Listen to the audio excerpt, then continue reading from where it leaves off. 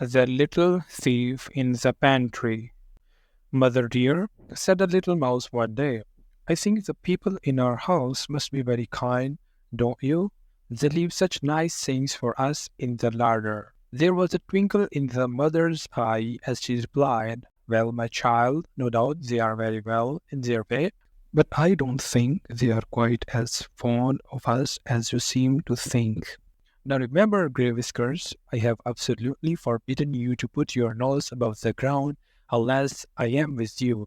For kind as the people are, I shouldn't be at all surprised if they try to catch you. Greywhiskers twitched his tail with scorn. He was quite sure he knew how to take care of himself, and he didn't mean to trot meekly after his mother's tail all his life. So as soon as she had curled herself up for an afternoon nap, he stole away and scampered across the pantry shelves.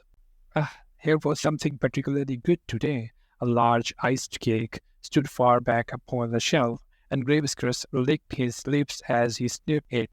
Across the top of the cake there were words written in pink sugar. But as Greywhiskers could not read, he did not know that he was nibbling at little Miss Ethel's birthday cake.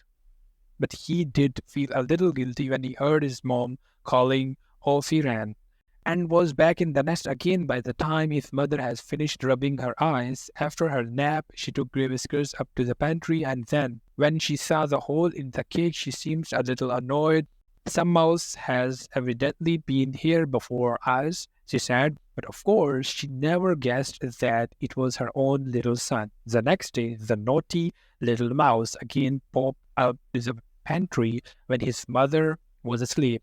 But at first he could not find nothing at all to eat, though there was a most delicious smell of toasted cheese. Presently he found a dear little wooden house, and there hung the cheese, and just inside it ran Greywhiskers. But oh, click went the little wooden house, and Mosey was caught fast in a trap. When the morning came, the cook who had set the trap lifted it from the shelf and then called a pretty little girl to come and see the thief who had eaten her cake.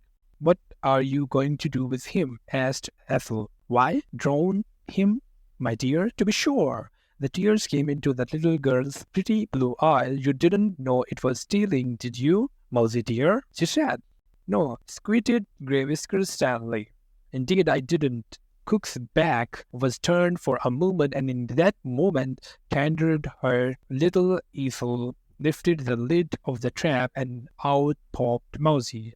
Oh, how quickly he ran home to his mother, and how she confronted and petted him until he began to forget his fright, and then she made him promise never to disobey her again, and you may be sure he never did.